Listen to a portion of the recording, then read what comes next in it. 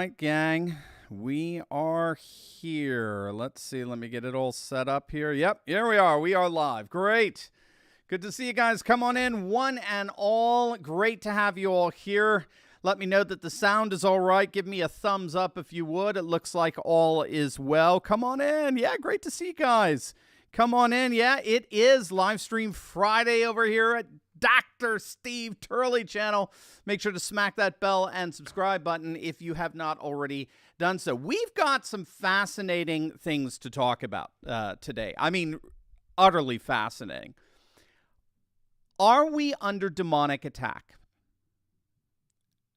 That's the question we're going to be wrestling with today. You're going to be blown away at how many public commentators are actually saying just that in light of all of these events that we've been suffering.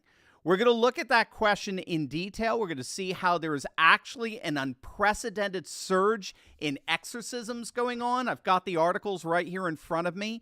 This is a surge like we've never seen, and the amount of exorcisms going on in the United States and throughout the West, particularly in Europe as well, South America, Latin America, all around the Western world.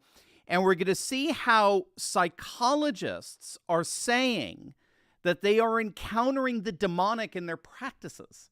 I mean, these are psychologists who would never have dreamed of saying anything even remotely like this, given their secular training. You know, that's so archaic. I mean, that's medieval and the like. And we're going to find more and more public officials coming out and saying, you know what, this is beyond politics. This is beyond pills. What's going on here? We're going through some very real demonic stuff. So this is fascinating development in our society, in our culture, in our time. We are, as Rush Limbaugh used to say, we are the cutting edge of societal evolution, and we're going to be talking about that today in our edition of Turley Talks Friday live stream. So come on in, one and all. Before we start, of course, make sure you know Super Chat is up. If you want me to answer some of your questions, pop up a Super Chat. Always very appreciated. And make sure to smack the bell and subscribe button, comment down below or comment in the chat section there. And set your clocks for 1:30 p.m. today, Eastern Time, for the Revelation, the preview of our trailer of our brand new documentary, The Return of the American Patriot, The Rise of Pennsylvania. The documentary is a deep dive into the grassroots patriot movement. It's going on all over, not over just our nation, but all over the world, but as it's centered in the renewal of the patriotic movement in Pennsylvania that really saw America First fighters like Doug Mastriano take over the Republican Party. It's so exciting. My team and I have been working on this for over a year now, beginning in 2021, and the full film is going to be released later this summer. So set your clocks for 1:30 p.m. Eastern today. Please make sure you share this trailer with your friends, with your family, your loved ones, patriots in your life. It is the premiere of the trailer today. You're going to get a first look at it, but boy, are you going to love it. And details on how you're going to be able to see the whole documentary will be coming soon. Hey, Lady Lily, spiritual warfare. That's right. Satanic worship rampant in D.C. You're not alone. That is not a minority view anymore. It's very, very fascinating stuff. And it, as I'll talk about it, it certainly is quite relevant for the rise of a post-secular world. Do you think, Mitchell, do you think this demonic trend is due to all the Catholic churches being vandalized? Well, that's part of it, Mitchell. And it's not just the Catholic Church. Churches as a whole are being vandalized and graffitied and burned down and the like. So it's all part of what I'll paint for you a massive picture of really just utter societal and civilizational destruction that we're seeing, and really the only possible explanation that a lot of very keen professional minds are coming to is we're dealing with demonic uprising when all is said and done. So let's dive right in, gang. Let's get into it because there's a lot to cover. Now, of course, we all know that the thank you, Bethelian, very much appreciated, very much appreciated. We all know that the fallout from the horrific Uvalde shootings continues. We're even getting questions now about how law enforcement authorities originally responded to the shooting. We're going to have to see how that works out. I don't know one way or the other on that at this point. We're trying to figure out why on earth the school was unlocked and unsecured in the first place. We're obviously getting a full court press on repealing the Second Amendment by woke leftists in Hollywood. We're getting the constant Democrat talking point that the United States is the only country in the world that experiences these mass shootings, which is emphatically not true. You will definitely want to check out my video that I did that I put up yesterday.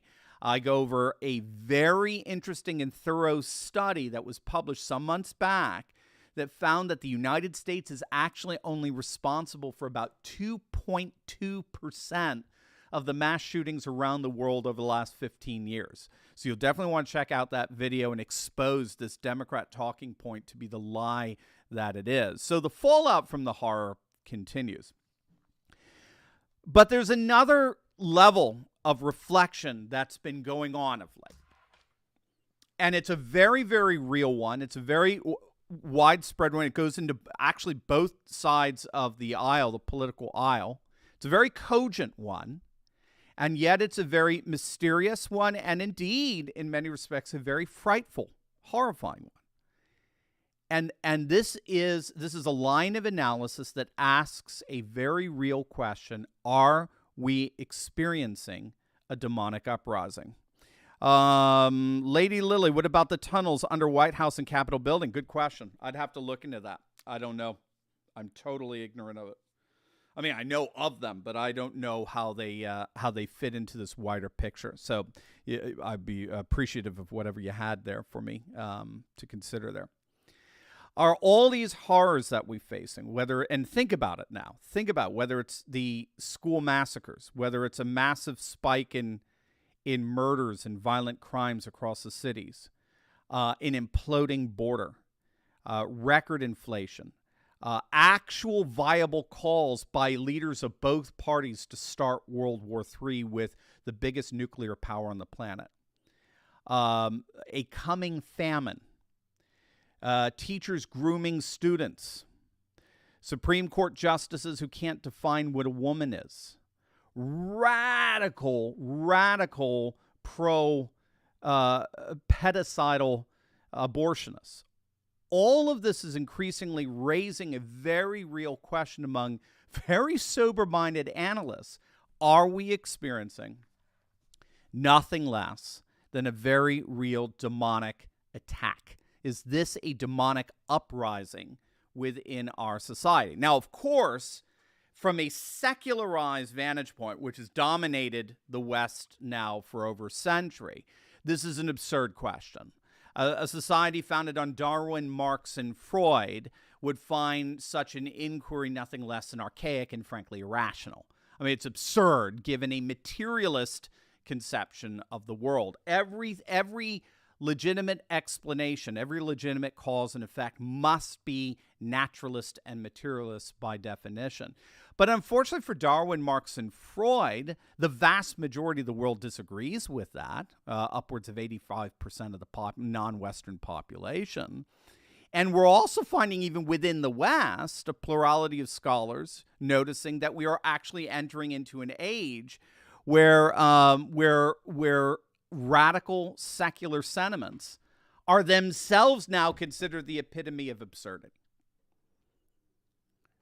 It's very, very fascinating. A materialist universe is increasingly being seen even by scientists, particularly physicists, quantum physicists in particular, as a contradiction in terms that can't even defend its own existence, let alone defend or debunk the existence of anything else. Scholars argue, as we talk so much on this channel, indeed this whole channel is devoted to this. Scholars, sorry, I've got Linda here. Go ahead, Linda. Satan is a destroyer of life, hence abortion, euthanasia are sacraments. That's very, very interesting, Linda, what you're saying there. Because as I'm talking about here, this post-secular world, these scholars are arguing that we're increasingly moving to a post-secular world. What post-secular scholarship recognizes is that the secular world is indeed its own kind of religion. It's its own kind of twisted sort of religion with its own metaphysics, its own cosmology, its own epistemology, its own anthropology, its own conception of the human person, its own, divine sort of moral commandments, the wokeism and the like, and it even has sacraments. And you're not alone. I mean, pedicide, child sacrifice has been around, as we know, for ages. And scholars who've studied it throughout history, going back to, the time, ancient Greeks, when Agamemnon offered up his daughter to the gods to quell the anger of one of them, or Moloch worship in the Bible, this Canaanite cult and the like. They've noticed that all pedicidal tendencies always have as their rationale to appease some kind of oppression, some kind of oppressive force. And if we engage in pedicide, that oppressive force is quelled. And it's fascinating because we're dealing now with a belief system, literally a religion, that believes that abortion is necessary for women to have absolutely equal rights with men. They have to have full reproductive autonomy in order to have equal rights with men. Otherwise, they fall victim to patriarchal oppression. So I think you're right on to it. I really do. I think you're right on that nothing new is under the sun, as Solomon tells us. So this post-secular world in which we're living is one increasingly where religion and science that were considered at odds for the last century are now finding a rapprochement. They're once again coming together as two complementary forms of knowledge that give us a fuller understanding of the nature of reality and what actually exists in this world. Jordan Peterson, in many respects, is considered to be an embodiment of this rapprochement between faith and knowledge, scientific knowledge, religion, and science, and the like. Faith is its own form of knowledge. And so this is happening very organically. It's simply the result of the limits of the ultimate futilities inherent in a modern secularized vision of life. Thank you so much, Mark. Very appreciated. And one of the ways that we're seeing this manifest itself is that more and more pundits are actually and openly and actively questioning whether all of these horrific events that we're suffering, mass shootings, unprecedented surges of violent crime, an imploding border, an impending famine, thanks so much, Sheepdog. Pending famine, the very real possibility of World War III. Again, all of this stuff, killing of children, all these things are these happening because of demonic attack? Has evil, real evil, actual evil out there been unleashed in an unprecedented way in our society? Now, if you've been paying attention, we've got some precursors to this question. In my stack of stuff, as Rush would say, I have a story here from October 2020, ABC News, and it's basically saying, it's a story, exorcisms increasingly frequent, including after U.S. protests. So keep in mind, this is after the summer of 2020, when we saw so much destructive insanity infest our nation, particularly in our urban areas. And the story is all about how we are seeing more exorcisms happening now than ever. The church is reporting, evangelical churches, Catholic churches, Orthodox churches, they're reporting calls for more exorcisms and opportunities for more exorcisms than they have seen of late in decades. And it's not just ABC News. The Atlantic ran a very, very interesting piece entitled American Exorcism.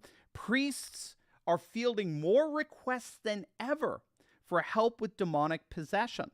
And a centuries-old practice is finding new footing in the modern world. I generally am not a big fan of the Atlantic. They're a little too lefty for me.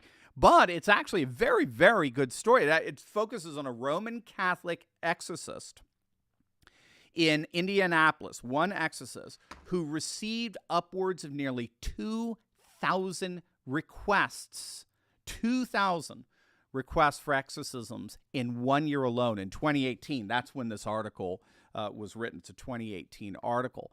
And perhaps, gang, the most eerie one I've got here. Oh, why don't I have the source? Let me see. Oh, ABC. It's another ABC News. This is an eerie one. Okay, this is from about 20 years ago. But I kid you not. Exorcism thriving in U.S., say experts. So this has been going on for some time now. But if you, I don't think you could see it, but I highlighted the date that this article came from. September 11th, 2001. The morning of September 11th. Can you believe that? That was what was on ABC's headlines the morning the planes hit. It's really, really crazy stuff. So these articles detail the relatively recent rise of exorcisms, particularly here in the United States. And so, like I said, one Catholic priest in particular who was interviewed by The Atlantic, this exorcist, he reported that he had nearly 2,000 exorcist requests in the year 2018. And if you think that through, that's akin to 5 requests a day. But it does correspond with reports out of the Vatican as well. Hey, specter in the air. Love it. Oh, thanks, man. Very appreciative. Thank you for that. Very, very kind of you. Yeah, it corresponds with reports from the Vatican, which has it's reported massive increases in requests for exorcisms all over the Catholic world, forcing it to forge a whole new generation of ordained exorcists. The Vatican actually has an organization called the International Association of Exorcists. It's got over 250 exorcists in 30 different countries. The Diocese of Milan, which is one of the largest dioceses in the world, it has had to more than double the number of exorcists in the last 10 years. I kid you not, gang. This is the medieval world meets the modern world. You ready? They actually have a hotline. They have a specific telephone number where there is a person available to address any concerns people have regarding the satanic and the availability of an exorcist. And according, again, to some Catholic statistics that I have here, that currently they estimate over 500,000 people every year in Italy alone undergo an exorcism. So with that in place here, setting the context, this massive surge in exorcisms that we've seen over the last decade or so, both here in the States and around the Christian world, obviously that calls into question the whole spiritual significance of what's been happening in our nation of late. And so in light of that, I found the latest piece on the Uvalde shootings in Fox News by Newt Gingrich. Very, very fascinating, former Speaker of the House, because he gets it. He gets it. He's one of the leading public voices out there that's calling on our nation to realize that we are dealing with demonic forces here. This is not something that's going to get cured by social activism and gun bans any more than it's going to get cured by a pill. There's no pill for this. There isn't, the pill isn't gun bans and the pill isn't Prozac, okay? And that's because the condition is wickedness. It goes beyond the physical and the material. And the wickedness is having a field day in our nation and around much of the West as we speak. So I thought I'd share with you this Gingrich article. If you don't know, Newt Gingrich actually has had he's recently converted to Roman Catholicism. He's taking his faith very, very seriously. And that's, by the way, that's another wonderful pattern that we're seeing here. This is some headlines I ran across. This is from Salon.com. How Democrats dumped secularism and found God and doomed Roe v. Wade. Or this is a recent one from the New York Times. The growing religious fervor in the American right. This, quote, this is a Jesus moment. You see, again, the secular left doesn't really know what to do with what's happening here, because this is the counter side to the demonic revolt, as it were.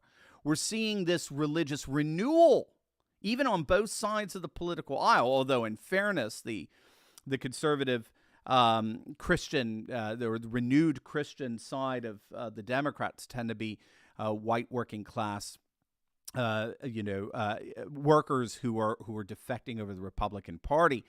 But regardless, what we're seeing is, as demonic forces rise, archangels and angelic activity, angelic warriors, become more and more active in defending the faithful. And as a result, we begin to see faith rise in response. We begin to see the movement of the Holy Spirit in a whole new way. It's fascinating stuff. So as the demonic rises, so the righteous, as it were, the heavenly rises as well. So here's what Gingrich writes, and I'm going to give you some commentary here because I think it's really quite fascinating. As I listened to, and so the title is "Texas School Shooting Was Evil. Here are 8 steps to confront it." As I listened to the various discussions and speculations about the horrible but all too common mass killing at Uvalde's Robb Elementary School, I'm haunted by the core analysis that seems to be unacceptable to our elites. Evil exists. Evil hunts. Notice the personification element here. Evil hunts, right? It stalks for opportunities to infect humans. Humans infected and overpowered by evil do horrible things. That's a relatively simple calculus. It's very, again, a tiny little child, a toddler can get this, and yet it's a question that's so profound. It's caught the attention of some of the deepest minds in human history. The more than 2 centuries old drive to replace religion with secularism and faith with popular rationale has been a stunning failure in the disasters it has created for mere mortals. Swapping Isaiah for Freud and the Gospels for modern psychology has left a nation of empty souls and a desperation for meaning, which is true. We do have studies on that find that the vast majority of young people, particularly in the UK, find life meaningless, and they find that very, very difficult to deal with. Let's see. Spectre in the Air from Bannon and Jack Posobiec. It is the same shooter. Let's see. From Bannon and Jack, it is the same shooter in all cases. Very good. You're right. It is a spiritual problem. Matthew 15:18. Left can't acknowledge evil. It is us biblically. Very good. Yes. G.K. Chesterton was once responded, the wonderfully brilliant Christian journalist at the turn of the 20th century. He was an essayist, and he responded to something, I think it was in the London Times. It was an op-ed, and what's wrong with the world? What's wrong? And he just goes off on a list of all these horrible things that were happening at that time. And so I just want somebody to explain to me what's wrong with this world. And G.K. Chesterton sent in an op-ed that was printed, again, if I recall, it was in the London Times, and he said, "Sir, in answer to your question, what's wrong with the world? Very simply, I am. Yours truly, G.K. Chesterton." In other words, it's me. It is I. This is my biggest problem with freaking Democrats, okay? It's my biggest problem with freaking Democrats. It's because Democrats and leftists and wokes always blame others. They are the ones who could truly cast the first stone. They are the ones who literally see themselves as without sin. They're always, always, always casting stones. They're always claiming the problem is something else and someone else. And the brilliance of what this paradigm is coming from is it's in effect saying, no, the problem is we. It is us. We are the problem. We are the problem because we have opened up our nation and our world to forces that are beyond our control. That's the beauty, by the way, of a really good genre of horror. So whether you're dealing with the literary genre, say Bram Stoker's Dracula, or Mary Wollstonecraft Shelley's Frankenstein, or Robert Louis Steven's Dr. Jekyll and Mr. Hyde, or even the movies, of what's his name, Michael Myers of Halloween and Jason and Friday the 13th, or Exorcist movies. What makes these genres of horror so good is they teach us that evil is beyond our control. No matter what we do, evil keeps popping back up. No matter how many times we kill off Michael Myers, he keeps rising up again. This is not something that we can do of our own resources. The problem is spiritual, and therefore the solution is going to be concomitantly spiritual. That's the idea. Got another super chat here. Let's see what we got here, guys. Find a time. Look into Kim Clement prophecies. He's 100% on everything that's happening, going to take place. Okay. Now, I do not know of that, but excellent. Thank you for the resource. Find the time. Excellent. All right. So this is keeping up. To be clear, he said, to be clear, I'm not arguing for the converse. This is very important because this is a post-secular world we're entering into. I'm not arguing for the converse. Psychology and mental health disciplines are desperately needed. In other words, I'm not pitting faith versus psychology. Okay, I'm not pitting religion versus science. Post-secular world brings them together. But alone psychology and mental health disciplines are inadequate.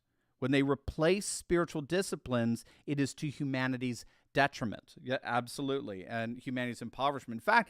In fact, I've got a book here some of you may already know of. It's a very interesting book by M. Scott Peck. Psychiatry has given us some very fascinating and penetrating insights into evil. Okay. Again, Jordan Peterson is risen.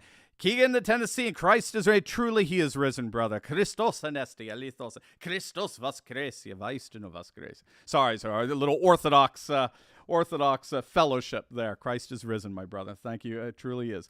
So, Jordan Peterson gives us some of the most brilliant, penetrating analysis of evil, and one of them also is from the late psychiatrist M. Scott Peck. You may know him. He wrote the book The Road Less Traveled. Thanks, Boney Eyes Jenkins. Very appreciated. He wrote the Road Less Traveled, but he wrote a very dark book. The subtitle is The Psychiatrist's Personal Accounts of Possession, Exorcism, and Redemption. It is fascinating. If you haven't read it through, I would highly, highly recommend it. Getting all these Hobo Bobo. What do we got? Hobo Bob from One Eastern Orthodox Brethren. I want to thank you for speaking the truth on so many issues we're facing today. I'm so glad I found this channel quite a while ago. Keep up the great work. Hobo Bob, I am not worthy of that, so I appreciate that very much. Thank you, and God bless you, brother, and a happy ascension coming up to you as well. The greatest power that Satan has is when people deny his existence. Very good, Dennis. That's exactly right. And again, we've had a number. This is what particularly the Athonite monks, the monks on Mount Athos in Greece, talk about, that the single most horrific movement of Satan that we've seen has not been in any of the empires. It's not been any of the horrible, witchcraft stuff or anything like that. No, it's been the modern world that cemented itself as it was, created a biosphere that has in effect dislodged itself from any kind of acknowledgement of the spiritual. And we're facing the futilities of that. And that's what post-secular scholars argue, is what we're seeing right now is basically secularism brought to its ultimate end. It can't go any farther, and so now it's basically exhausting itself. There's a very good study out there called The Exhaustion of Modernity. Modernity and secularism basically being the same thing. So what Peck studies in this book, it's so interesting. He admits at the get-go that he was completely, secularized, trained, licensed modern psychologist. He thought the human evil notion was medieval, archaic, ignorant, superstitious. And it's been replaced, of course, by medical diagnoses or personality disorders, or something that can be managed with a pill. By the way, speaking of, Isn't it interesting that we're finding more and more people like Tucker Carlson, and of course Alex Jones has been saying this for a number of years, and a number of others now are all drawing the same conclusion of, wait a minute now, we are a pill-obsessed nation and culture. Our medical industry has made us pill-obsessed. And these people are increasingly inquiring as to the horrible social side effects of that obsession in light of these mass shootings. Again, just some food for thought. It's very, very fascinating how all of these things are converging here.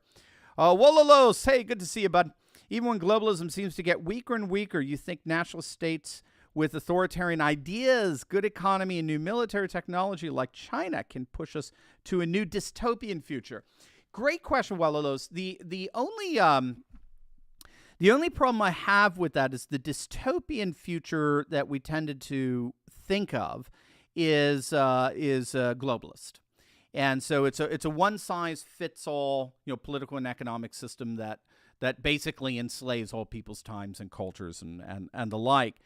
And what we're seeing instead with the rise of a post-secular, post-globalist world is sort of the sailing of the ship of that. Nobody wants to take over the world anymore. ISIS is actually probably the closest thing we've got to it, and ISIS can't take over Iraq, okay? Can't take over Syria.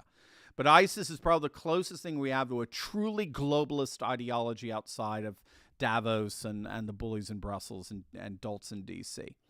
So what that means is that whatever kind of dystopian future you're going to have, it's always going to be limited.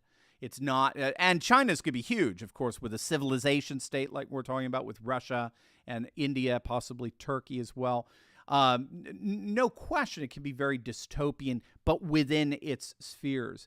I think the good news is the rise of populism that we're seeing all over the world, which is different than civilizationalism. Civilizationalism tends to be top-down, even though the top-down tends to have tremendous support. I mean, 80% popularity for Putin. And the BJP, the Bharatiya Janata Party in India, has massive popular support. They've won the two biggest landslide elections back-to-back in democratic human history, as it were. So there is some blurring of the boundaries there, but the populist movements are what we're going to see as being, I think, the true remedy of any kind of dystopian, tyrannical technocracy. That's what I think. But you're going to see it limited in limited spots around the world, limited in terms of geographical limitation. But I don't see a globalist substitute. William, God is our Lord. God is our Lord that gave us a brain, so we need to use it and see what's going on. Amen. God has given us, absolutely. Christ is the Logos, and he has given us logic to understand the world as reflective of him and how he understands it. Hence, we're creating the image of God, and we are able to see the world analogous to the way he sees it. The problem, sin has blinded us, and that's what the demonic does. The demonic it blinds us to the truth, right? And the opposite of truth is death. It destroys. So M. Scott Peck talks about him being a total secularist. He didn't buy the existence of Satan or anything like that. And then, and this is a book, if you want to grab it on Amazon or something, M. Scott Peck, The Glimpses of the Devil. And then he writes about two patients in particular that he encountered over the many years of his practice. And he said that in encountering these patients, he realized, to his horror, that he was not dealing with psychological impediments or neurological disorders. He was not dealing with any kind of emotional repressions or anything like that. In both these patients, he realized, to his shock, his secularized shock, he realized he was literally staring into the face of evil. And he is clear about it. Real, actual, existent evil that cannot be reduced to materialist explanation. And he further realized that the secularized techniques that comprise materialist modern psychology were absolutely impervious to this evil. And the only possible solution, the only possible therapy, healing, right, therapeutos, from which a comparable spiritual, the only possible healing for a spiritual malady comes from a comparably spiritual source and force of good. That's it. Thank you so much, Raw. Olympia, very kind of you. Hey, Todd, Satan has come in the form of social media. Desire to get those likes will cause man to commit the 7 sins. There you go. And you know what? You're absolutely right. Again, I think it can come in the form of social media. Social media is a servant. It can be used for good or for ill. But absolutely, it's something that I wrestle with as part of my spiritual growth. In the Eastern Orthodox tradition, humility is like Elder Paisios would talk about. Humility is the central, the heart of the virtues. Humility is fundamental, the love of the other. It is the love first of God and the love of neighbor. And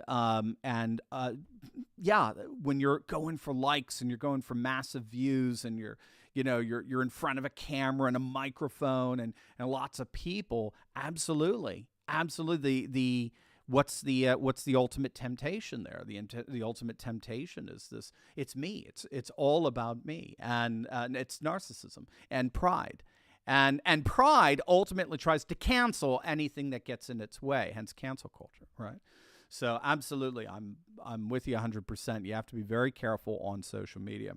So, anyway, this is where M. Scott Peck discovered the power of exorcisms, and he participated in 2 exorcisms, and he details that in his book. Very, very fascinating stuff. So all of that is to say that Gingrich's qualification here, that we don't want to pit evil and its solution against psychology and counseling and therapy. Those are wonderful things. We want both, though. We want both. I mean, the church is the great therapeutic healing center of the world. That's what the church is there for.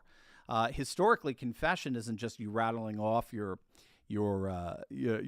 sins, your list of sins, and then the priest saying, "All right, you're absolved," or saying, "No." Historically, confession is a kind of counseling.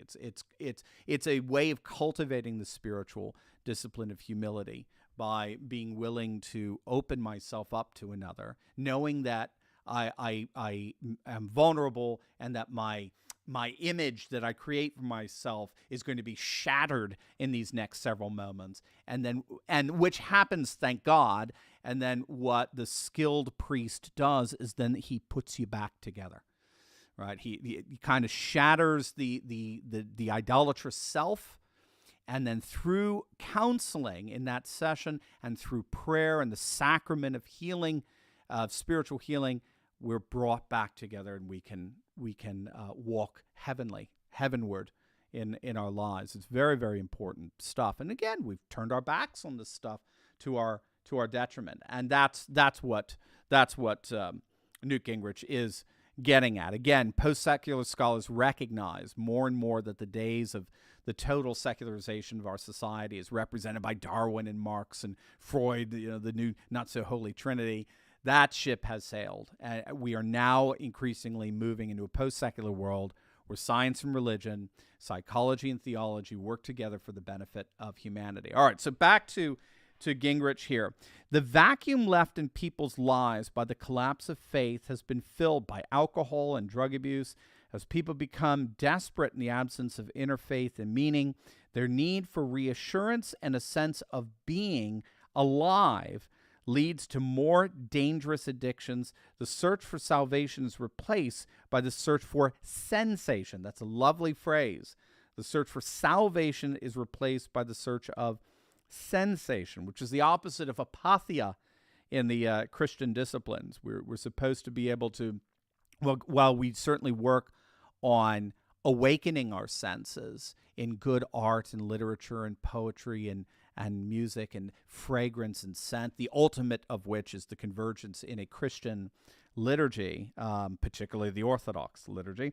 We certainly are all about the awakening of our senses so as to prepare our bodies for the resurrection. There is also the discipline of being able to cut off and say no to our more sensual impulses in our bodies.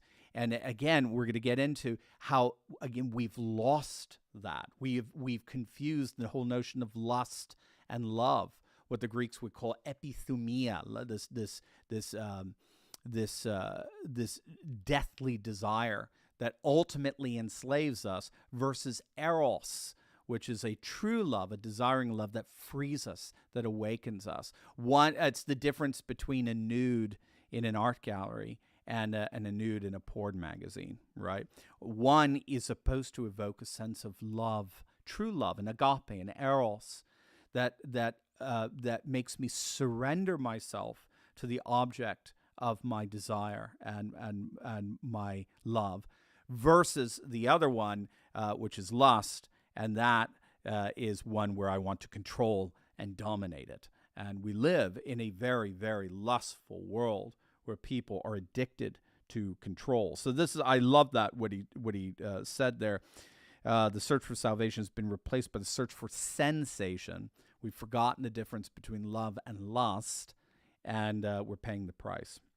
And God warned us in the first of the 10 Commandments, you shall have no other gods before me. Today, throughout the Western world, people reject this warning, especially in Europe, the secularization of Europe. Very, very dangerous stuff. Far too many people behave as though they have become gods in redefining their sexuality, their right to be addicts, and their right to harm themselves and others. A godless world is a dangerous jungle filled with predators and victims.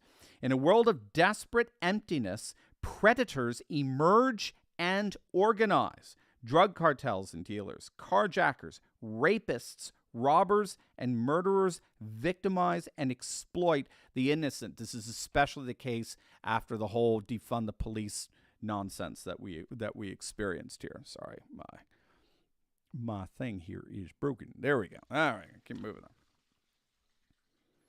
In a world of desperate emptiness, predators emerge Ancient Greeks warned that hubris, excessive pride, and especially a belief that you are beyond the laws of gods and nature, attracts nemesis, a spirit of vengeance, who inflicted retribution upon arrogance and caused powerful humans to fall from great heights to great depths. Boy, does that describe our culture. The West's rejection of God and salvation, its focus on self and the right to redefine reality, and the assertion of earthly values over spiritual values attract the multitude of nemeses we now face.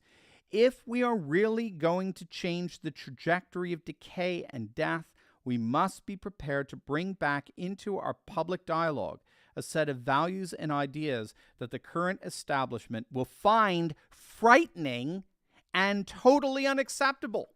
And that's so key here. That's so important what he said here. I'll say it again because unless we're getting a little sleepy there, right? All right. If we're really going to change the trajectory of decay and death, we must be prepared to bring back into our public dialogue a set of values and ideas that the current establishment will find frightening and totally unacceptable. We've got to remember this, that our permanent political class hates Christianity. They hate classical. They love liberal Christianity because it's just infested wokeism, right? But real, pre-modern, real Christianity, they hate. Christianity in particular, they'll entertain all kinds of religions as long as it fits into their cultural Marxist project. That's no problem, as long as those religions could be exploited by our permanent political class to destroy our dominant classical Judeo-Christian culture. And this actually goes back to the 19th century. Eric Kaufmann of the University of London has done some writing about this, how it became fashionable in the 19th century during the Industrial Revolution for our Western elites, our political and aristocratic elite, to basically hate on the West. It was a very fashionable thing. They thought of the industrialized West as sterile and dull and mundane and colorless. And they thought of the non-Western world in terms of Rousseau's notion of the noble savage. So the non-Western world was considered, untainted and unblemished, Edenic, placid, paradisical. So it became very fashionable. In fact, it became a sign that you were educated, that you were globally aware if you started bashing on your own civilization, Western civilization, right? And particularly the Christian faith, which was supposedly responsible for all of the societal sterility. And what scholars have noticed is that over the years, in the place of that spiritual vacuum among our political elite in the West, it was filled with political activism, starting primarily in the 60s. But it was presaged in the decades prior. But definitely in the 60s, a new faith emerged. Marxism is not an ideology in our time and place. Marxism is a replacement religion. Social activism, the awareness of social inequities and the like, that all became the new religion.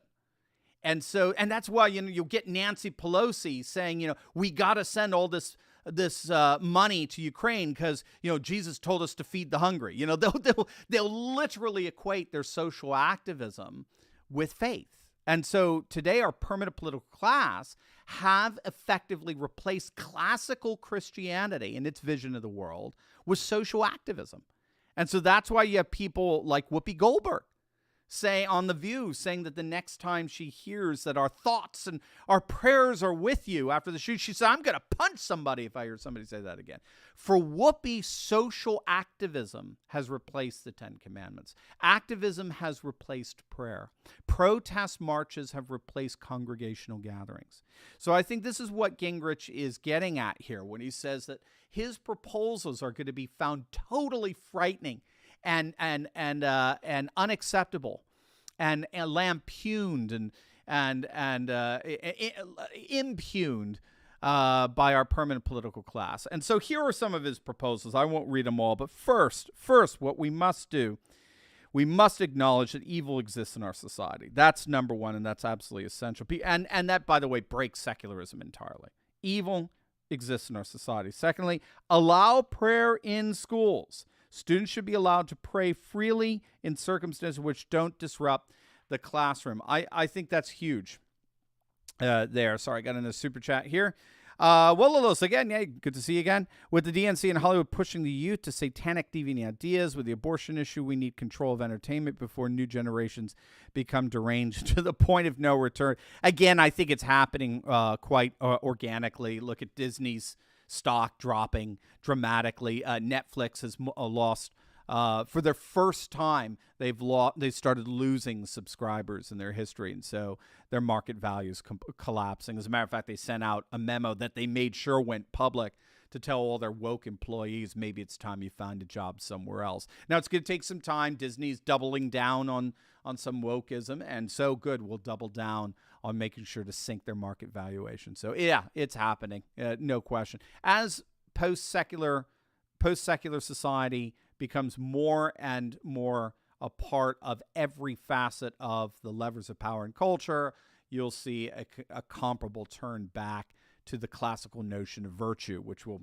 get into in a moment. But yeah, I mean, you've even got here, just the need for prayer. I mean, the hubris of our Supreme Court to actually think back in 62 or 63 when we banned the Bible and prayer back to back, the hubris that we can actually truly educate in a full sense. I'm not talking about a particular skill per se, but in the fullness of the sense of a human being, that we can educate without prayer was absolutely the epitome of secular arrogance and hubris.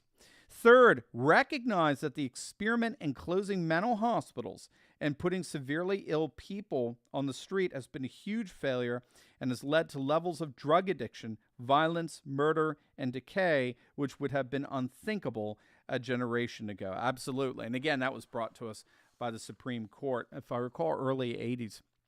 Fourth, recognize that bringing God back into public dialogue is absolutely essential. The Alcoholics Anonymous 12 Steps program is a prime example.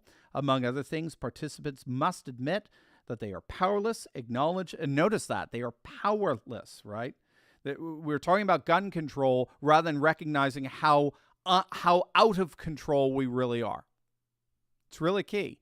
The reason why secularists talk about gun control is because secularism is all about controlling material forces. We're not dealing with material forces anymore. Therefore, we're not in control. Right? That's that, again, that wonderful element of a theology of horror and horror movies, and like good horror movie. Evil is beyond our control. Among other things, participants must admit that they are powerless, acknowledge they are greater power to manage, that they need a greater power to manage their lives, confess their deepest failings to God, themselves, and others, and ask God to forgive and remove those failings from them. Okay, that's Christianity 101 when all is said and done.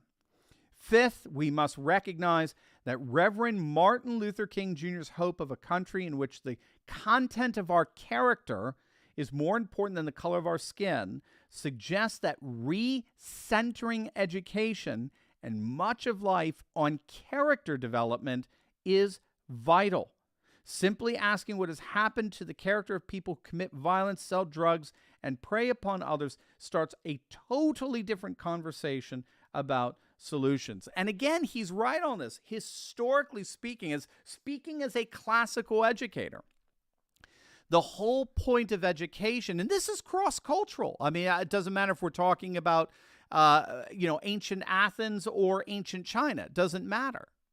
The whole point of education was cultivating a virtuous soul. It was believed that a virtuous soul led to a virtuous society. And this is the kind of education that dominated Western civilization for 2,500 years. And it gave us some of the most astonishing literature, art, architecture, music, poetry, drama, yes, science, and politics and economics the world has ever seen. The whole point of reading the great books, cultivating a love for great music and art, cultivating a prayer life, studying mathematics and sacred geometry, the learning of politics going back to Plato's Republic and Augustine's City of God. The whole point of even athletics and sport was to cultivate virtue in the life of the student. We have lost that. We've lost it. Our education today is a thoroughly vocational education that centers on teaching students information and skills, which, by the way, was the education for the slaves in the Greco-Roman world. C.S. Lewis talks about that. True education was for the free man. That's why we call it liberal arts. True education was the free man. The free man was immersed in good literature, art, architecture, music, poetry, science, mathematics, politics, economics, so that he can rule. But the slave didn't need any of that. The slave didn't need to be educated. The slave was vocated. And what did you give to a slave? Information and techniques and skills. That's all they effing need. And we have built an entire generation of people, educated an entire generation of people into slavery. That's basically what we've done. And you combine, social activism, cultural Marxism, that's all they have in our schools today because it's the substitute for prayer and faith, true faith that cultivated virtue. Virtue signaling has replaced virtue formation. And Gingrich is absolutely right here. This secularized experiment has been an effing moral disaster. Again, bringing this full circle, in classical Christian thought, virtue formation was essential because it was necessary for defeating the demonic. And this is because demons primarily attack the Christian through evil thoughts, logismi in the Greek. It's through the recognition of one's thoughts as potentially demonically induced, and to know how to eradicate those thoughts through the cultivation and practice of virtue.